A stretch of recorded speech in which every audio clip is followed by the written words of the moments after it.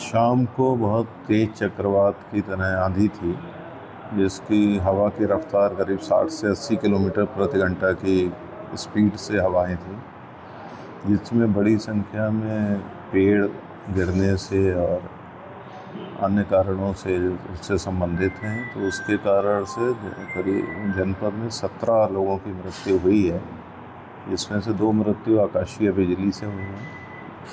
और 2 मृत्यु एक कंटेनर पलटने से हुई हैं आंधी की वजह से, और बाकी पेड़ गिरने से या आंधी में एक मृत्यु टीन शेड जा कर के एक महिला के गले में लगने से घायल होने के कारण, या इसी तरह के अन्य दीवार गिरने से, और इन विभिन्न कारणों से 17 लोगों की जनपद में मृत्यु हुई है।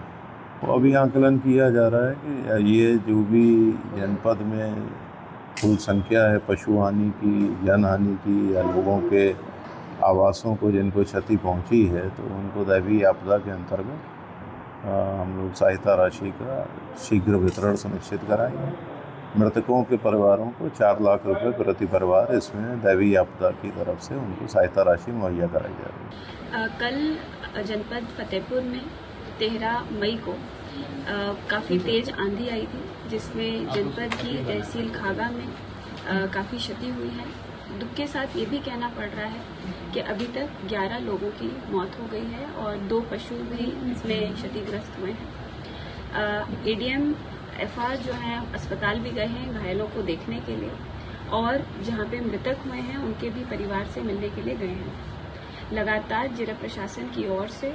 राहत के कार्य किए जा रहे हैं और शासन द्वारा निर्धारित जो दैवीय आपदा में धनराशि है उसका भी शीघ्र भुगतान हम लोग कर देंगे। देखिए, आप जैसा कि आपको ये सूचना पहले से ही है कि प्रदेश में विभिन्न जनपदों में पिछले 36 घंटों में काफी बृहद स्तर पर आंधी तूफान और बिजली वज्रपात होने की वजह से जिलों में नुकसान हुए हैं।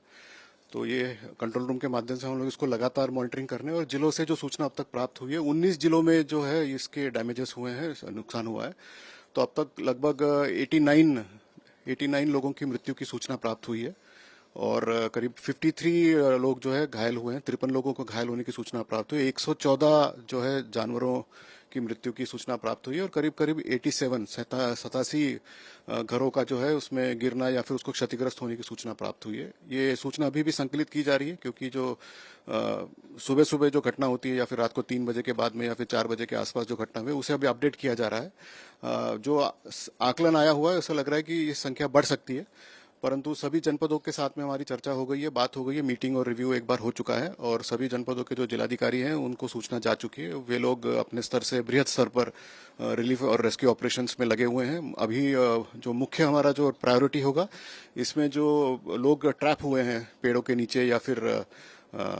किसी मलबे में, तो उनको सुरक्षित वहां से निकालना सबसे पहले आवश्यक है। ज्यादातर जिलों में यह कार्रवाई हो चुकी है। उसके बाद में जो सार्वजनिक रास्ते होते हैं, जो पेड़ गिरने की वजह से या फिर मलबा गिरने की वजह से रास्ते अवरुद्ध हो जाते हैं, उनको वापस सुचारू करना है। साथ ही में जो आवश्यक सेवाएं जैसे विद्युत व्यवस्था है, पेयजल आपूर्ति है, जहां जहां पर खंडित हुई है उसको हमें जो है वापस शुरू करना है। इसके ऊपर हम लोग अभी युद्ध स्तर पर काम कर रहे हैं और साथ ही में मतलब जो है इसके बाद में जो क्षति हुई है लोगों की, उनको जो एक्स ग्रेशिया अमाउंट दिया जाता है भारत सरकार के मानकों के अनुसार, उसको हम लोग अगले 24 घंटे के अंदर अंदर जो है उसको पेमेंट करने की कोशिश कर रहे हैं। मुख्यमंत्री जी जी, माननीय मुख्यमंत्री जी के कार्यालय से भी इसके बारे में लगातार फॉलोअप लिया जा रहा है और माननीय मुख्य सचिव महोदय हैं, उनकी तरफ से भी मतलब जो इसके बारे में अपडेट लिया जा रहा है और युद्ध स्तर पर जो है राहत का कार्य किया जाएगा। देर रात 9 बजे तक हमारे पास 17 जनहानि की सूचना थी पूरे जिले प्रयागराज में, जो और देर रात में बढ़कर 21 हो गई है, जिसमें फूलपुर तहसील में 4 लोग और सुराव में 5 जनहानि हैं, मेजा में 4, हंडिया में 7 और सदर में 1 जनहानि है।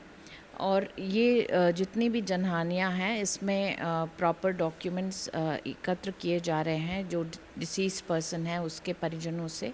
और वो लेते हुए उनमें जो हमारी सहायता राशि अनुमन्य है उसमें वो 4 लाख रुपए वो उनके परिजनों को दिया जाएगा। जनपद भदोही में एक तेज आंधी तूफान आने की घटना के कारण अलग अलग थाना क्षेत्रों में विभिन्न प्रकार की घटनाएं हुई, जिसमें पेड़ गिर जाने के कारण अथवा बिजली का खंभा घरों के ऊपर गिर जाने के कारण अथवा एक मंदिर के ऊपर गिर जाने के कारण कई सारी कैजुअलिटीज़ हुए हैं। कुल मिलाकर के अभी तक प्राप्त सूचना के क्रम में लगभग 15 लोगों की मृत्यु हुई है। इसके अलावा 8 लोग इन घटनाओं में घायल हुए हैं, अलग अलग घटनाओं में। कुल 16 पशुओं की भी हानि की सूचना मिली हुई है और एक आध जगहों पर पशु का जो बाड़ा है वो भी क्षतिग्रस्त हुआ है।